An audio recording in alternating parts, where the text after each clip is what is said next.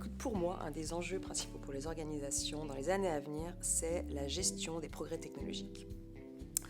On a quelque part deux tendances. D'un côté, il y a des innovations technologiques, des progrès technologiques qui sont phénoménaux. On appelle ça tsunami technologique. Donc, on a des progrès très, très importants au niveau de l'infrastructure technologique, capacité de calcul, de stockage, algorithmes, réseautique. Donc ça crée des nouveaux potentiels.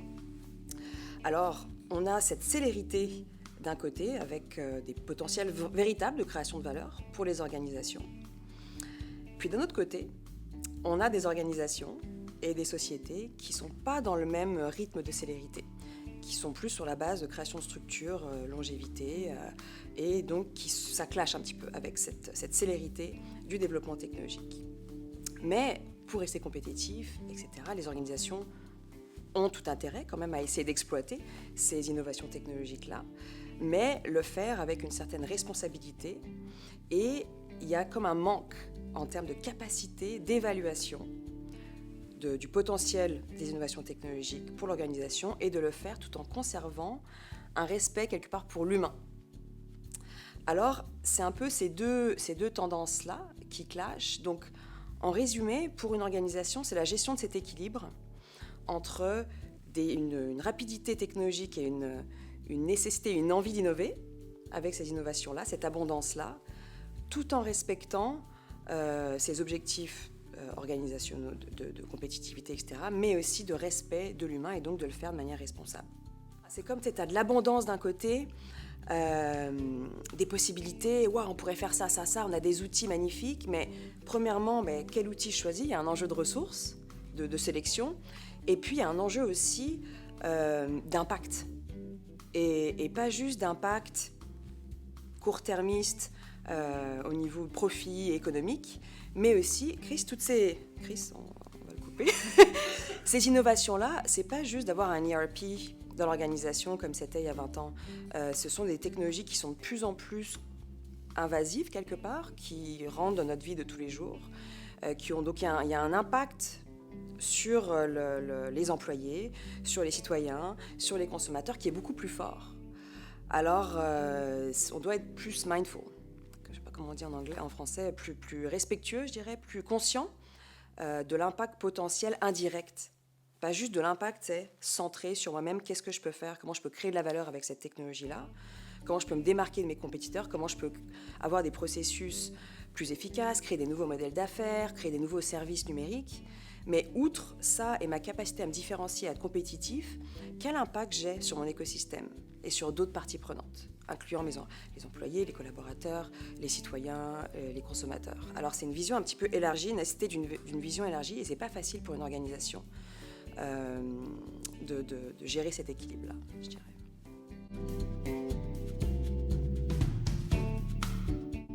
Oui, et tu sais, dans mon domaine, c'est assez jeune quand même, les technologies de l'information dans les organisations, c'est peut-être depuis les années 70.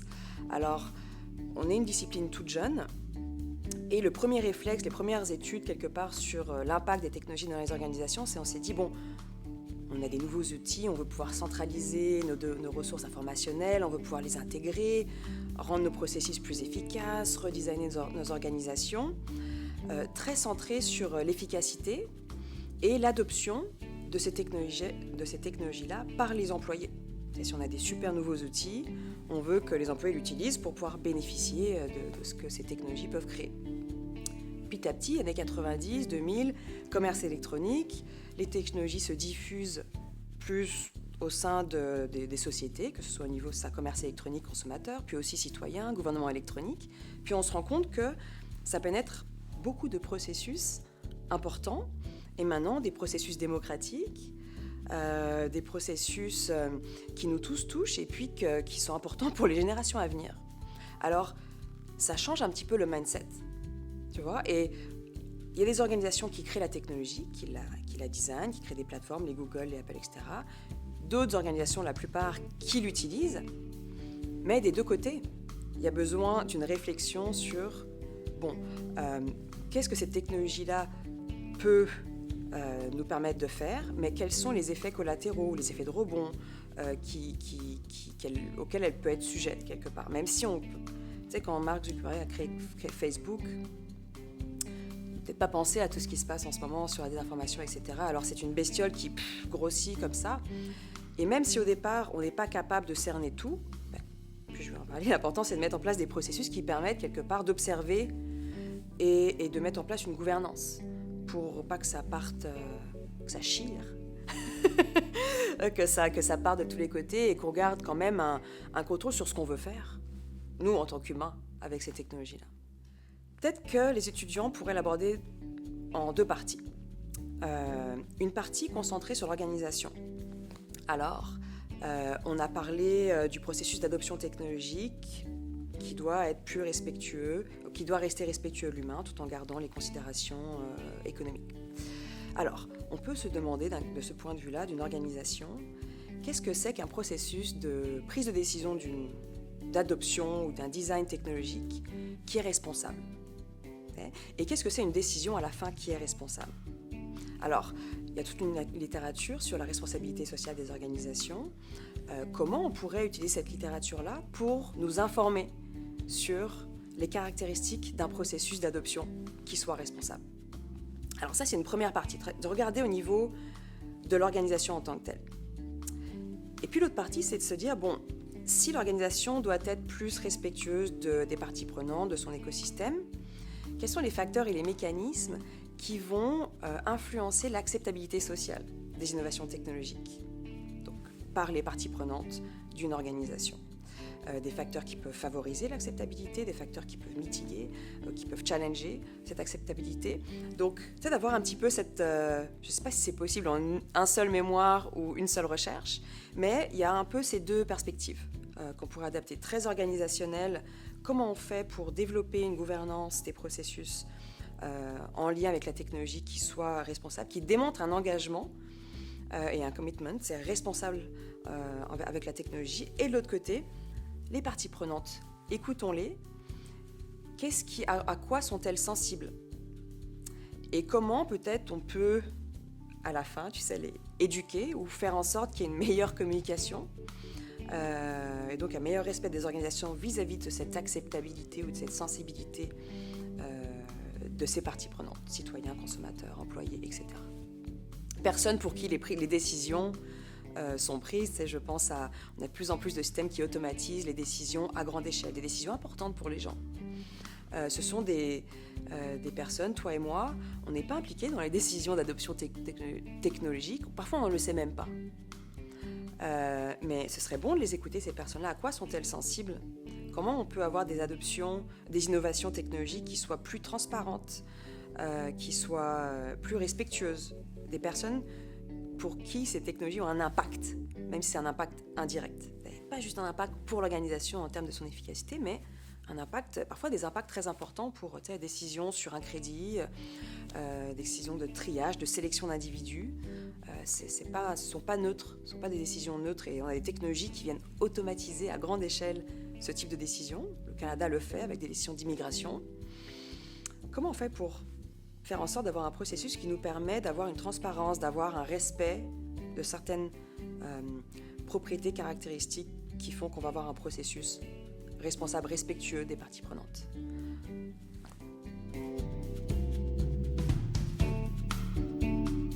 Bon, on revient à l'idée d'équilibre et de choix entre une abondance de technologies, puis une nécessité d'innover, d'expérimenter, mais tout en le faisant de manière responsable et puis en respectant les ressources qui sont à notre disposition en tant qu'organisation.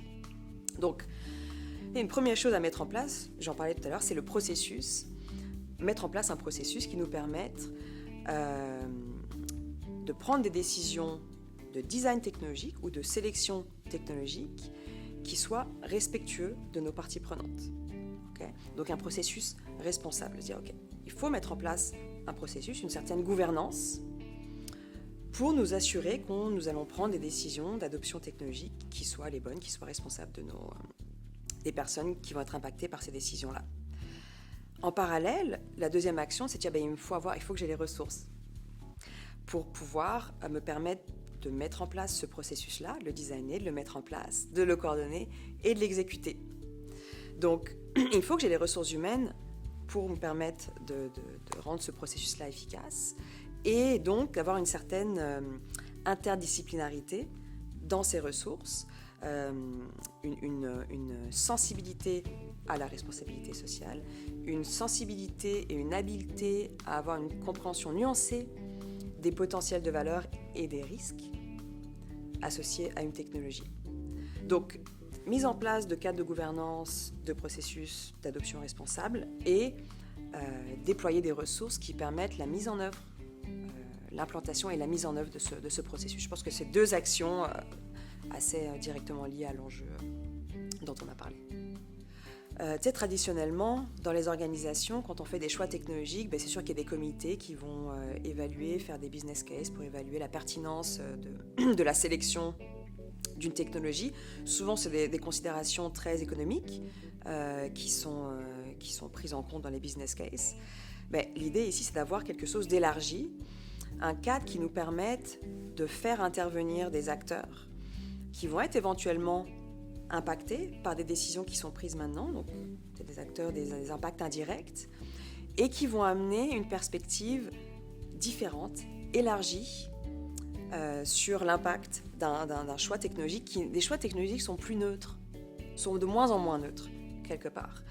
Donc, il faut qu'on ait plusieurs têtes pensantes et avec différentes sensibilités qui se rassemblent autour de la table, et plusieurs, c'est ça, stakeholder inclusion. Alors, on ne va pas répondre à la question de recherche de l'étudiant avant de le faire, mais là, on parle d'actions à mettre en place. C'est de réfléchir à comment on pourrait avoir des processus qui nous guident, qui nous permettent de nous mettre dans la bonne direction pour ce qui est de l'adoption technologique dans notre organisation. Et de ne pas faire les choses avec une perspective étroite, mais au contraire d'essayer de l'élargir et de nous assurer qu'on va dans la bonne direction en termes de l'élargissement de notre perspective quant à l'adoption technologique.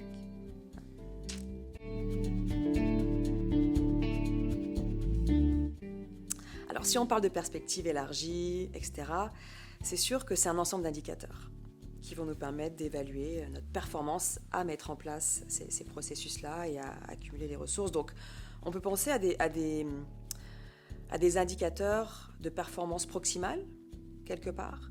Donc, se dire, est-ce qu'on peut suivre notre capacité à développer nos ressources et à mettre en place ces processus-là ? Donc, vraiment, dans l'idée, on va suivre notre performance à mettre en place les processus et à développer nos capacités, nos ressources. Est-ce qu'on a les bonnes personnes ? Est-ce qu'on a besoin de plus de personnes ? Ce n'est pas juste une question de quantité, mais aussi de qualité. Est-ce qu'on a de la diversité dans nos processus d'évaluation d'impact de la technologie ? Donc, un ensemble d'indicateurs plus proximal sur le processus. Et puis, c'est pas fou de regarder aussi des indicateurs de performance plus organisationnels typiques comme l'innovation. Et notamment, est-ce qu'on développe notre capacité d'expérimenter avec la technologie ? Parce qu'on ne veut tout de même pas se brimer. Au contraire, on veut essayer d'exploiter ces capacités. Ça nous permet de faire des belles choses, la technologie, quand même. Donc, est-ce qu'on peut avoir des indicateurs qui nous permettent tout de même de suivre notre performance et notre capacité à expérimenter, à le faire de manière respectueuse, mais à expérimenter. Donc, je pense que c'est un petit peu ces deux types d'indicateurs, tu vois, qu'il nous faut, à la fois sur le processus, notre capacité à mettre en place un cadre et des actions qui vont nous mettre dans la bonne direction en termes de gouvernance responsable des technologies, et puis tout de même des indicateurs qui nous permettent de suivre notre capacité à nous outiller et à développer nos capacités d'exploitation des bénéfices d'une technologie. Donc, je dirais un ensemble d'indicateurs avec ces deux sensibilités.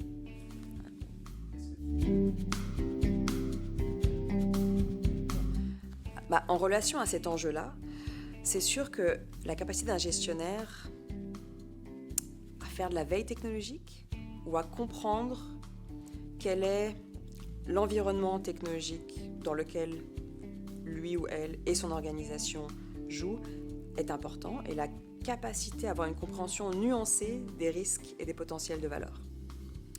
Et il peut développer cette capacité, il ou elle peut développer cette capacité et ou s'entourer de personnes qui ont cette capacité à avoir une compréhension nuancée de ce qui est possible et de ce qui est à risque quelque part. Donc ça, c'est une première chose, une première partie des capacités, et l'autre, c'est de le faire d'avoir une perspective critique sur cette technologie-là, sur l'impact de l'adoption technologique sur l'organisation et sur la communauté et l'écosystème dans lequel se trouve l'organisation. Donc, avoir une capacité de compréhension des potentiels d'une technologie et de ses potentiels risques, et d'avoir une sensibilité à l'humain et à l'impact ou aux impacts immédiats ou plus indirects de cette technologie sur ça peut être même sur ses employés. Je vais implanter une solution d'automatisation robotique des processus. Okay, donc je vais essayer de me départir d'une partie de mes employés pour implanter une solution qui va automatiser des processus administratifs sans valeur ajoutée, d'intégration d'informations. Bon, on se dit, ils nous disent oui, c'est bien parce qu'on va pouvoir rediriger nos employés vers des activités à plus grande valeur ajoutée. Est-ce que c'est vrai? Est-ce que vraiment tes employés ont envie de ça? Est-ce qu'il y a d'autres manières pour pouvoir rendre tes employés plus efficaces et plus heureux dans leur métier? Donc, c'est d'avoir ces deux sensibilités, ces deux capacités à bien comprendre une technologie et ce qu'elle peut permettre de faire d'un point de vue économique, quelque part, et compétitivité et de création de produits, etc. Mais aussi d'avoir une sensibilité sur les impacts que cette technologie va avoir et donc de mise en place éventuellement de safeguards et de cadres pour permettre de mitiguer les potentiels effets négatifs. Est-ce que c'est raisonnable de demander ça aux gestionnaires? C'est peut-être une question qu'on peut se poser. Peut-être que tout ce dont je parle là, c'est idéaliste. Mais je ne pense pas parce que la formation qu'on donne à l'école implique précisément ce type de capacité. Où on veut avoir des spécialités, mais on veut être très généraliste dans notre capacité à comprendre notre pratique et l'impact de notre pratique sur l'organisation et puis sur les industries et puis l'écosystème, etc. Donc oui, et si on n'est pas capable, les technologies sont de plus en plus complexes, si on n'est pas capable de le faire, c'est de s'entourer et de s'éduquer de personnes qui sont capables de guider nos décisions, de nous faire comprendre qu'est-ce que l'on peut faire avec ce type de technologie, qu'est-ce qu'on ne veut pas faire, quel est notre potentiel, mais où est-ce que l'on veut aller par rapport à nos objectifs stratégiques, aux objectifs de notre responsabilité d'organisation. Donc oui, spécialisation, compréhension fine et nuancée d'une technologie, de ses attributs et de ses capacités, et puis de son impact potentiel dans notre organisation, avec nos clients, consommateurs, nos partenaires, et puis éventuellement d'autres personnes de l'écosystème plus large.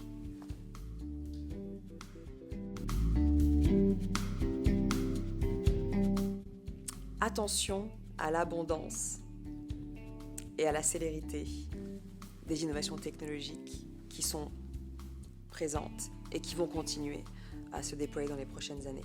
Attention à ça.